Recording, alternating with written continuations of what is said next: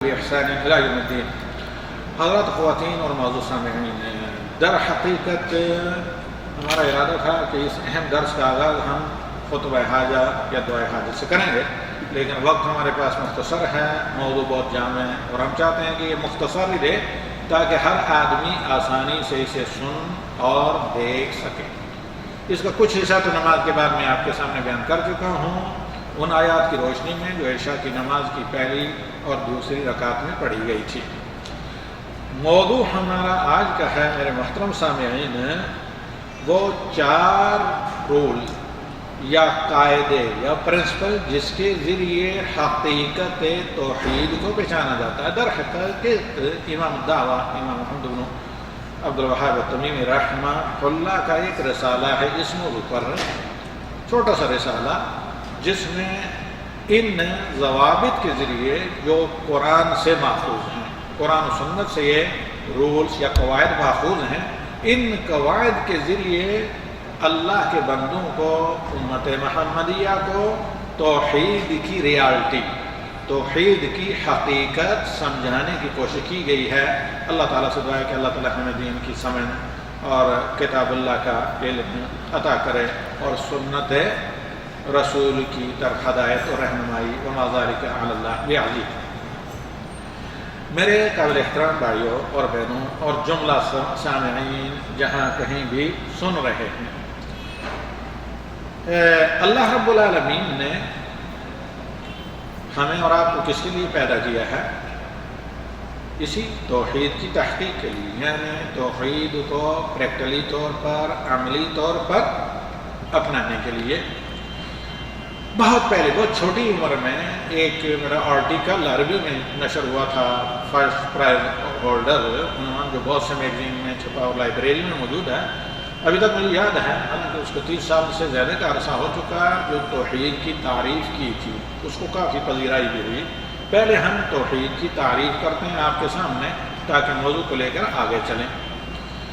تعالیٰ نے جہاں اپنے وجہ یا اپنے فیض کا ذکر کیا ہے تو وہاں اس سے اللہ کی ذات کو مراد نہ لیا جائے، مراد وہی لیا جائے جو اللہ کے نبی صلی اللہ علیہ وسلم اور آپ کے صحابہ نے قرآن کی تفسیر کی ہے۔ اور اسی طرح بلا تشبیہ، جیسے اللہ رب العالمین کے ہاتھوں کا، انگلیوں کا قرآن میں ذکر ہے، تو اب کسی کے لیے جائز نہیں کہ وہ تقریر کرتے ہوئے اپنے ہاتھ کی انگلیوں سے اشارہ کرے، یہ تشبیہ ہے، کیونکہ اللہ رب العالمین کہتا ہے کہ آسمان و زمین لپٹے ہوئے میرے دائیں ہاتھ میں ہوں گے قیامت کے دن، تو لہذا لیس کمثلہ شیء وہو السمیع البصیر، اللہ تعالیٰ کے مثل کوئی چیز بھی نہیں ہے کائنات میں سے، تو لہذا اللہ تعالیٰ کے اسماء و صفات کو کسی اور کے صفت سے، صفات سے، ناموں وغیرہ سے تشبیہ نہیں دی جاتی، نہ اس میں تحریف وغیرہ کی جائے، ولا تمثیل، اور نہ کبھی اللہ تعالیٰ کے ناموں کو کوئی مثال دے کر بیان کیا جائے یا صفات کو، کیونکہ اللہ خود کہتا ہے لیس کمثلہ شیء وہو السمیع البصیر، اللہ کے مثل کوئی بھی نہیں ہے، اور اللہ تعالیٰ اپنے اسماء و صفات میں بھی بلا مثل کے ہیں۔ یہ اسماء و صفات ثابت ہیں، اللہ سننے والا ہے لیکن مخلوقات کو سننے کی طرح نہیں، اللہ دیکھتا ہے لیکن مخلوقات کی دیکھنے کی طرح نہیں، بلکہ اللہ تعالیٰ اپنے اسماء اور صفات میں اپنے ذات کی طرح وحدہ لا شریک لہ ہے۔ یہ اضافتاً ڈیفینیشن آف توحید ہم نے آپ کے سامنے اس لیے بیان کی تاکہ معنی معلوم ہو کہ توحید ہے کیا۔ اب اس توحید کی تحقیق حقیقتاً کلمہ توحید لا الہ الا اللہ کے معنی و تقاضا سمجھ کر ہوتی ہے، اور اسی طریقے سے اللہ رب العالمین کی عملی طاعت جو پہلا مرحلہ ہے، یعنی فرض نمازوں کی پابندی کر کے، تو اللہ تعالیٰ مجھے اور آپ کو صحیح معنی میں موحد بنائے اور متبع سنت نبی علیہ الصلوۃ والسلام کے منہج پر چلنے والے ہیں، اور اسی پر اللہ رب العالمین بعافیت جان و ایمان کی زندگی نصیب کرے اور خاتمہ بالخیر ہو توحید کے اوپر، اور کلمہ شہادت بوقت وفات نصیب ہو، وما ذلک علی اللہ بعزیز۔ آئیے اب ہم شیخ ابن باز رحمہ اللہ کی ایک چھوٹی سی تمہید کے ساتھ القواعد الاربعہ کی شرح کرنے کا میں اختصار کے ساتھ، انتہائی اختصار کے ساتھ آغاز کرتا ہوں، مستعین باللہ و بتوفیقہ۔ سب سے پہلی چیز کہ اللہ رب العالمین نے قرآن کریم میں ہمیں اور آپ کو اپنے سارے بندوں کو بتایا ہے کہ حنیفیت یعنی خالص توحید ابراہیم علیہ السلام کی ملت ہے، یعنی ابراہیم علیہ السلام کا دین جو امام الموحدین ہیں، وہ یہ کہ آپ خالصتاً اللہ وحدہ لا شریک لہ کی عبادت کریں۔ اللہ رب العالمین قرآن کریم میں کہتا ہے، ذاریات آیت نمبر 56، وما خلقت الجن والانس الا لیعبدون، میں نے جن اور انسان کو پیدا کیا ہے اپنی عبادت یعنی اپنی توحید کے لیے۔ جب آپ کو یہ معلوم ہو جائے کہ اللہ رب العالمین نے آپ کو اور مجھے اپنی عبادت کے لیے پیدا کیا ہے، عبادت سے مراد منمانی نہیں بلکہ جیسے اللہ تعالیٰ نے حکم دیا ہے اور جیسے نبی صلی اللہ علیہ وسلم نے عملایا ہے، تو کہ اللہ تعالیٰ نے اپنی عبادت کے لیے پیدا کیا ہے، معلوم ہونا چاہیے کہ عبادت تبھی جا کر عبادت ہوتی ہے جب آپ موحد ہوں یا اللہ کے توحید میں کسی کو شریک نہ کریں۔ جیسے کہ نماز کو صلاۃ تبھی کہا جاتا ہے جب آپ باوضو پڑھیں، اور بلا وضو کے جس طرح پڑھنا نماز نہیں ہوتی، اسی طرح عبادت بلا توحید کے بے معنی ہے۔ ایک آدمی نماز پڑھتا ہے، مسجد سے نکلتے ہی قبروں کا طواف کرتا ہے یا قبروں سے حاجت روائی مشکل کشائی کرتا ہے، قبروں سے دعا کرتا ہے، انہیں سجدہ کرتا ہے، یہ مثال میں دے رہا ہوں، کسی بھی چیز کو غیر اللہ سے امیدیں لگا کر رکھتا ہے تو ایسی صورت میں یہ عبادت نہیں، کیونکہ عبادت کے لیے توحید فرسٹ کنڈیشن ایسی ہے جیسے نماز کے لیے آدمی کا طہارت سے ہونا۔ جب انسان یعنی بندہ، انسانوں کے جن اپنی عبادت میں تھوڑی سی امیزش بھی، ایک قطرہ بھی شرک کی کر دے تو انسان کی عبادت لا یعنی فاسد ہو جاتی ہے، خراب ہو جاتی ہے، جیسے کوئی فروٹ سڑ گل جائے۔ جس طرح آدمی بوضو ہو تو وضو ٹوٹ جائے حدث وغیرہ کے ذریعے، تو ایسی صورت میں طہارت جس طرح خراب ہو جاتا ہے یا نماز جس طرح فاسد ہو جاتی ہے طہارت ٹوٹنے کی وجہ سے، وضو ٹوٹنے کی وجہ سے، اسی طرح عبادت میں اگر شرک کا عنصر داخل ہو جائے تو عبادت فاسد ہو جاتی ہے، وہ عبادت نہیں رہتی، کیونکہ بنیادی کنڈیشن عبادت کی صحت کے لیے کیا ہے؟ توحید۔ تو اللہ رب العالمین سے دعا ہے کہ اللہ رب العالمین ہمیں ہر طرح کی جلی اور خفی اور اکبر اور اصغر قسم کے شرک سے بچائیں۔ تو اللہ رب العالمین نے اپنے قرآن کریم میں ببانگ دہل یہ کہا ہے کہ اللہ تعالیٰ مشرک کی مغفرت اور بخشش نہیں کرے گا، اس کے علاوہ خواہ کتنا بڑا گناہ بھی ہو تو اللہ تعالیٰ معاف کرے گا، چونکہ نماز چھوڑنا شرک کرنا ہے۔ اقیموا الصلاۃ ولا تکونوا من المشرکین، جیسے اللہ کا فرمان ہے، اسی طرح بے نمازی بھی معاف نہیں کیا جائے گا۔ کوئی بے نمازی جہنم سے نہیں نکالا جائے گا، کیونکہ نماز جو آدمی چھوڑتا ہے اس کے دل میں ذرہ برابر ایمان بھی باقی نہیں رہتا ہے، جیسے صحیح بخاری کی حدیث اس پر دلالت کرتی ہیں کتاب الرقاق۔ خیر، ان اللہ لا یغفر ان یشرک بہ ویغفر ما دون ذلک لمن یشاء، سورہ نساء کی آیت نمبر 48، جس کو بارہا آپ ختموں وغیرہ میں سنتے ہیں۔ تو اسی آیت کے تناظر میں ہم کوشش کریں گے ان بنیادی 4 رولز یا قواعد پرنسپل کو پہچاننے کی جو توحید کو سمجھنے کے لیے از حد ضروری ہیں۔ آئیے ان میں سے سب سے پہلا قاعدہ، ہر مسلمان کو یہ علم ہونا چاہیے، کفار مکہ جن کے خلاف نبی صلی اللہ علیہ وسلم برسر پیکار ہوئے میدان بدر میں، وہ لوگ اس بات کا اقرار کرتے تھے، تصدیق کرتے تھے، ایمان بھی لاتے تھے کہ اللہ ہی کائنات کا خالق ہے۔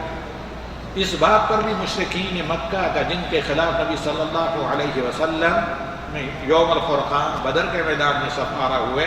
وہ امید رکھتے تھے کہ اللہ ہی تعالیٰ روزی رساں ہے، حاجت روا بھی ہے، اور اللہ رب العالمین کائنات کا نظام چلاتا ہے، مدبر ہے۔ اور اسی طریقے سے ان کا یہ ایمان تھا کہ اللہ رب العالمین پوری کائنات کا مالک ہے، یعنی توحید ربوبیت کے مقر تھے اور اس پر ایمان لاتے تھے۔ لیکن اس طرح کی توحید نے انہیں اسلام میں نہیں داخل کیا اور نہ مسلمان قرار دیا۔ سورہ یونس کی آیت نمبر 31 کو دیکھیے، اللہ رب العالمین کا فرمان ہے قُلْ مَنْ يَرْزُقُكُم مِّنَ السَّمَاءِ وَالْأَرْضِ، اے محمد آپ تقریر کر کے ان مشرکین مکہ اپنے قوم قریش کے لوگوں سے دریافت کریں کہ تمہیں آسمان و زمین سے، آسمان سے بارش، زمین سے اناج کی پیداوار، جو یہ رزق ملتا ہے کون دیتا ہے؟ أَمَّن يَمْلِكُ السَّمْعَ وَالْأَبْصَارَ، تمہارے اعضاء کا، آنکھوں کا اور کانوں کا مالک کون ہے؟ وَمَن يُخْرِجُ الْحَيَّ مِنَ الْمَيِّتِ، اور مردے سے زندہ کو کون پیدا کرتا ہے اور زندے سے مردہ کو کون پیدا کرتا ہے؟ کوئی بھی بیج آپ دیکھیں اس کے اندر جان نہیں ہوتی، جب زمین میں ہوتا ہے تو اللہ اسے زندگی عطا کرتا ہے اور ایک بہت تناور درخت پیدا ہوتا ہے۔ اسی طرح انسان کی تخلیق، اور مردے کو موت کون دیتا ہے یا مار کون دیتا ہے؟ آگے اللہ رب العالمین فرماتا ہے وَمَن يُدَبِّرِ الْأَمْرِ، کائنات کا نظام کون چلاتا ہے؟ فَسَيَقُولُونَ اللَّهُ، تو یہ جو مکہ کے بت پرست ہیں یہ بھی کہیں گے صرف اور صرف اللہ تعالیٰ۔ فَقُلْ أَفَلَا تَتَّقُونَ، کہ یہ سب جاننے کے بغیر آپ تقوی کیوں نہیں اپناتے؟ موجودہ دور میں بھی آپ دیکھیں قرآن کا ادب بھی کیا جاتا ہے، احترام بھی کیا جاتا ہے، لیکن گرد و غبار نہیں جاری کرتی۔ شروع کی آیات اگر پڑھیں تقوی کا معنی معلوم ہو تو ہرگز آدمی ایمان کے بعد نمازوں کو نہ چھوڑے، جو اللہ تعالیٰ کے فرائض ہیں ان کو ترک نہ کرے۔ دوسرا قاعدہ یہ کہ جب مشرکین مکہ کو یہ کہا جاتا کہ تم خانوادہ ابراہیم سے ہو، ملت ابراہیم پر یا مذہب ابراہیم پر ہونے کے دعوے دار ہو، تو تم یہ بت لات و عزا وغیرہ کیوں پوجتے ہو؟ تو آئیے سنیے ان کا دعویٰ یا ان کی دلیل یہ ہوتی کہ ہم ان کی عبادت نہیں کرتے، یہ چونکہ صالح لوگوں کی شکلیں یا بت بنائے ہوئے ہیں، ہم صرف ان کے وسیلے سے اللہ تعالیٰ تک سیڑھی لگا کر رسائی کی کوشش کرتے ہیں، کیونکہ ہم بہت گنہگار ہیں۔ ان بزرگان دین کی تصویروں یا ان کے بتوں کے ذریعے اللہ کا تقرب حاصل کرتے ہیں۔ سورہ زمر کی آیت نمبر 3 میں اللہ تعالیٰ فرماتا ہے وَالَّذِينَ اتَّخَذُوا مِن دُونِهِ أَوْلِيَاءَ مَا نَعْبُدُوهُمْ إِلَّا لِيُقَرِّبُونَ إِلَى اللَّهِ زُلْفَىٰ، جنہوں نے اللہ کے علاوہ اپنے کارساز کام بنانے والے اولیاء مقرر کر رکھے ہیں۔ ولی کا مطلب یہی ہوتا ہے جس کی جمع اولیاء ہے، کارساز، کہ تاکہ ہم اللہ تعالیٰ کا تقرب حاصل کریں۔ ان اللہ یحکم بینہم فیما ہم فیہ یختلفون، یہ جو اختلاف اہل ایمان سے یہ مشرکین کر رہے ہیں اس کا فیصلہ اللہ تعالیٰ کا ہوگا یقیناً، لیکن اس وقت جب ان کی سمجھ میں آیا ہوگا بہت دیر ہو چکی ہوگی، کیونکہ وہاں سے واپسی کا کوئی راستہ نہیں۔ ان اللہ لا یہدی من هو کاذب کفار، جھوٹوں کو اور اسی طرح ناشکروں کو اللہ رب العالمین ہدایت نہیں دیتا۔ اللہ کے قرآن سے لا علم رہنا، اس پر عمل نہ کرنا، نبی صلی اللہ علیہ وسلم کی سنت سے بے بہرا رہنا، یہ کیا ہے؟ سب سے بڑی ناشکری اور سب سے بڑا حقیقت کو جھٹلانا ہے۔ اور شفاعت کی دلیل کہ اللہ کے حکم کے سوا کسی کی شفاعت نہیں ہو سکے گی، اللہ رب العالمین کا فرمان سورہ یونس کی آیت نمبر 18 میں وَيَعْبُدُونَ مِن دُونِ اللَّهِ مَا لَا يَضُرُّهُمْ وَلَا يَنفَعُهُمْ، کہ یہ مشرک لوگ اللہ کو چھوڑ کر ان کی عبادت کرتے ہیں جو حاجت روا نہ مشکل کشا، نفع کے مالک اور نہ نقصان کے مالک۔ وَيَقُولُونَ هَؤُلَاءِ شُفَعَاؤُنَا عِندَ اللَّهِ، کہا جاتا ہے کہ یہ پتھر کے بنائے ہوئے ہاتھوں سے تم نے بت، تو جواب یہ دیتے ہیں وہ شیطان کی، چونکہ وحی کے نتیجے میں جواب دیتے ہیں، شیطان جو انہیں پٹی پڑھاتا ہے، کہتے ہیں ہم تو صرف ان کا احترام کرتے ہیں اور اپنے سفارشوں کے طور پر ان کو اپنے اور اللہ تعالیٰ کے درمیان میں وسیلہ بناتے ہیں۔ تو شفاعت کی آپ کو معلوم ہونا چاہیے کہ دو قسمیں ہیں، شفاعت منفی اور شفاعت جو ثابت ہے۔ ایسی شفاعت جو سرے سے ثابت نہیں اور شرک کرنے والے لوگ اسی کی امید لگائے بیٹھے ہیں، اور وہ شفاعت جس کو اللہ تعالیٰ نے ثابت کیا ہے۔ جہاں تک ایسی شفاعت جس کا وجود ہی نہیں ہے، جو سراب ہے، تو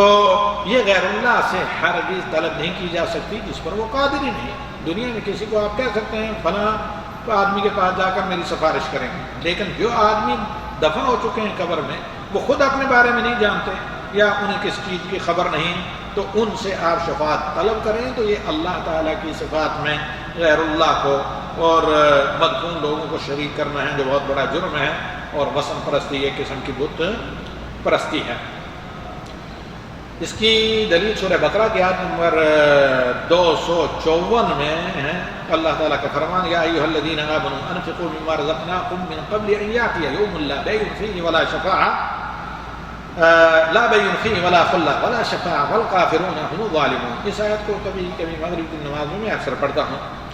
کہ اللہ تعالیٰ کہتا ہے اے مومنو جو میں نے تمہیں رزق دیا اسے اللہ کے راستے میں خرچ کرو قبل اس کے کہ وہ دن آ جائے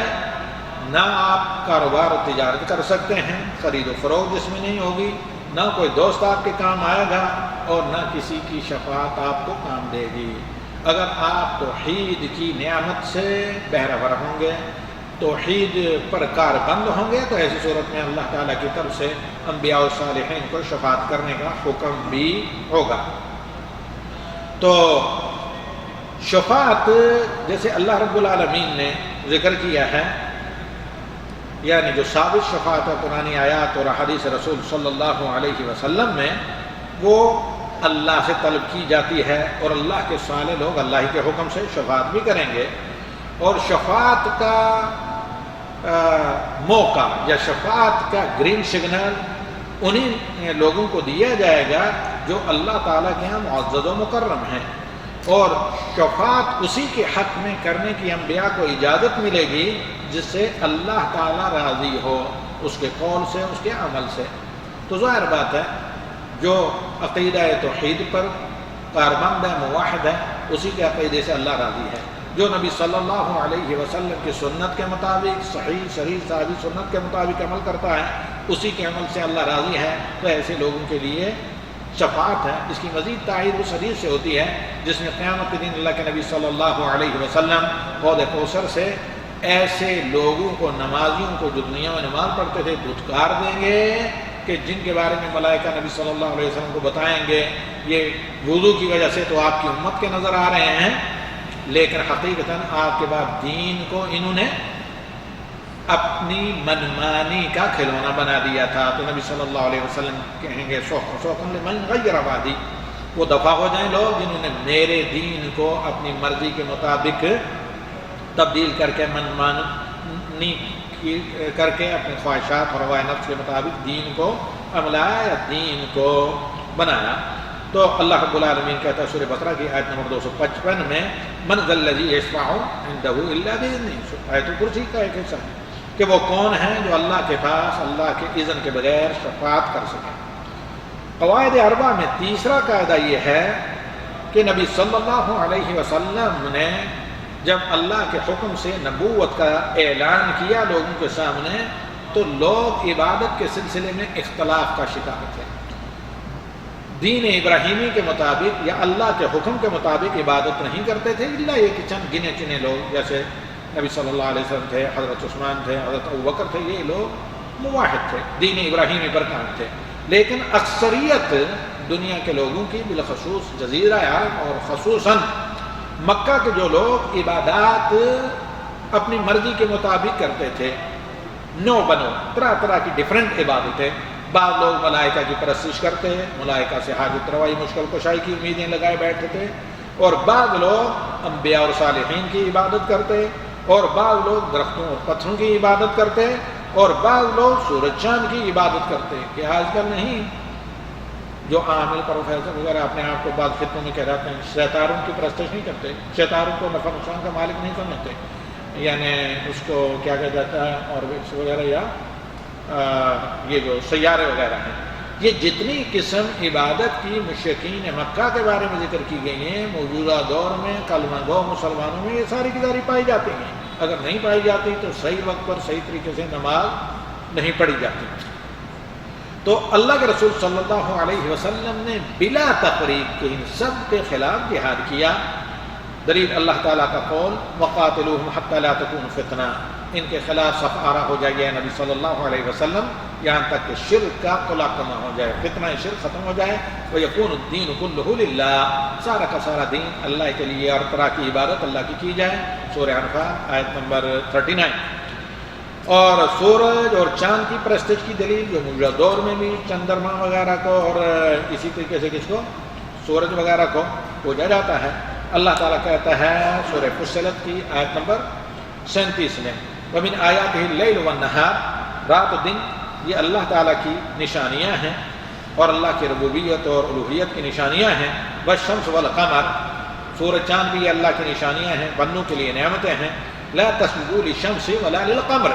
نہ آفتاب کی پرستش کریں نہ مہتاب کی پرستش کریں، یعنی سورج چاند دونوں میں سے کسی کی پرستش اور عبادت نہ کریں. وَاسْجُدُوا لِلَّهِ الَّذِي خَلَقَهُنَّ، بلکہ اس رب کے سامنے سجدہ ریز ہو جائیں جنہوں نے سورج چاند ستاروں کو پیدا کیا ہے. ان کنتم ایاہ تعبدون، اگر واقعی تم اپنے دعوے میں سچے ہو گئے، اللہ کی عبادت کرتے ہو یا تم موحد ہونے کا جو دعویٰ کرتے ہو اس میں سچے ہو. اگر تم امت محمدیہ ہونے کا دعویٰ کرتے ہو، انبیاء میں سے حضرت ابراہیم علیہ السلام کی ملت ہونے کا دعویٰ کرتے ہو، تو ایسی صورت میں اللہ کی مخلوق کو چھوڑ کر ان کے خالق کی عبادت کرو. ملائکہ کی پرستش کی دلیل سورہ آل عمران کی آیت نمبر 80. اللہ رب العالمین کا فرمان وَلَا يَأْمُرُكُمْ أَن تَتَّخِذُوا الْمَلَائِكَةَ وَالنَّبِيِّينَ أَرْبَابًا، بھئی تم انبیاء صالحین سے مانگتے ہو، ملائکہ سے بھی مدد مانگتے ہو، فَلِيَعُوذُ بِاللَّهِ جنات وغیرہ سے. تو اللہ تعالیٰ کہتا ہے کہ اللہ ہرگز تمہیں یہ حکم نہیں دیتا کہ تم ملائکہ اور نبیوں کو اپنا حاجت روا، مشکل کشا، اپنا خالق، اپنا مالک، اپنا مدبر مانو. ہرگز اللہ کی طرف سے اس بات کی اجازت تمہیں نہیں ہے. اور انبیاء کی حاجت روائی، مشکل کشائی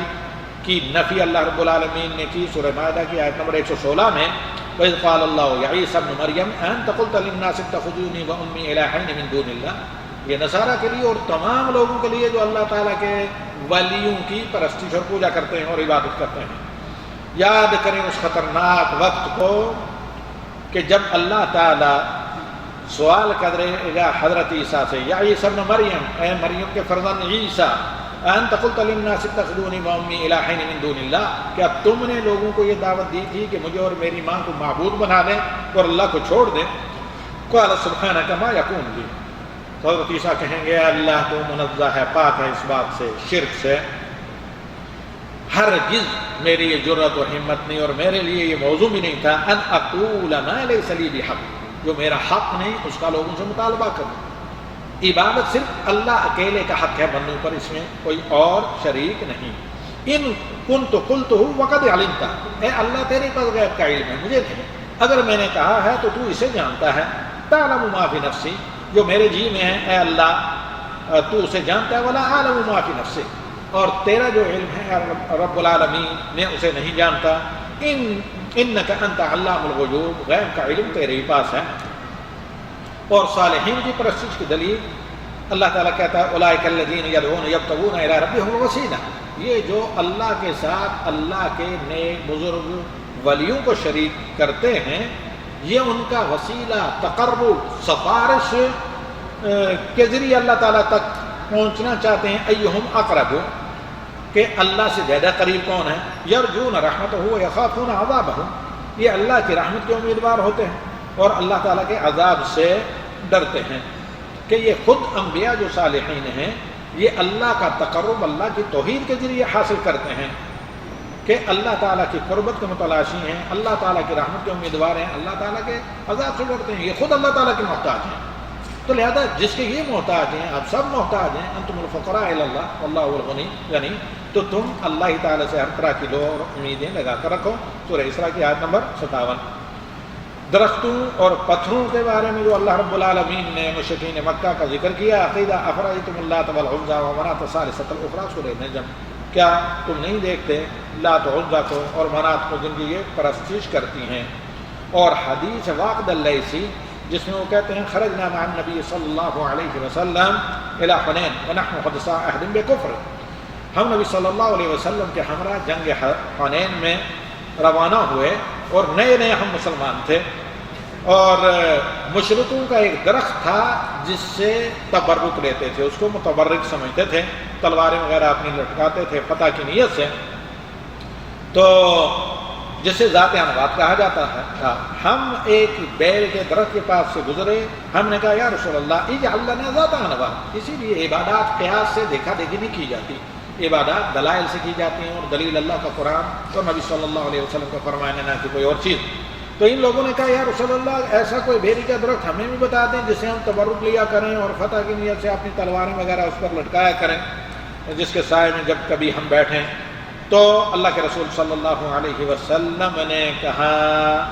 کہ ان حسن، کہ یعنی تم نے ویسے ہی مطالبہ کیا جس طرح موسیٰ کی قوم نے مطالبہ کیا کہ مشرکین کے پاس بچڑا ہے، ہمیں بچڑا بنا کر دیں عبادت سے، تو پھر اللہ کے نبی صلی اللہ علیہ وسلم نے حکم دیا کہ اس درخت کو کاٹ دیا جائے۔ لہذا جتنے بھی شرک کے بدعت کے آثار ہوں، حاکم وقت کو یہ اختیار ہے، ہر آدمی قانون اپنے ہاتھ میں نہ لے، لیکن ولی امر جو مسلمانوں کا ہے اس کی یہ ذمہ داری، اس کا یہ اختیار ہوتا ہے کہ اس طرح کے شرک کے آثار کو سرے سے ملیا میٹ کر دیں۔ جیسے حجاز میں جن مقابر کی پرستی وغیرہ کی جاتی تھی تو اس زمانے میں امام مسلم ملک بن رحمہ اللہ نے ان کا تصفیہ کیا اور ان کو مٹا کر رکھا۔ تو اسی طرح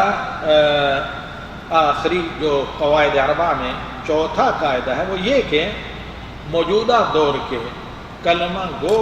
لوگ جو مشرک ہیں یا شرک کرتے ہیں، ان کو آپ دیکھیں گے کہ عہد نبوت کے جو مشرکین تھے ان سے زیادہ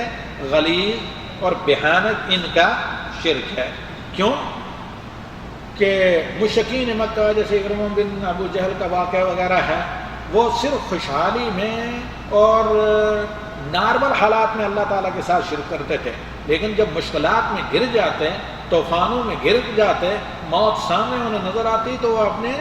بتوں کو بھول جاتے ہیں، پھر صرف اللہ رب العالمین کو حاجت روا مشکل کشا سمجھ کر اللہ تعالیٰ سے مدد مانگتے۔ لیکن موجودہ دور کے کلمہ گو جو شرک کرنے والے لوگ ہیں، چاہے سختی ہو یا خوشحالی، شدت ہو یا رفع،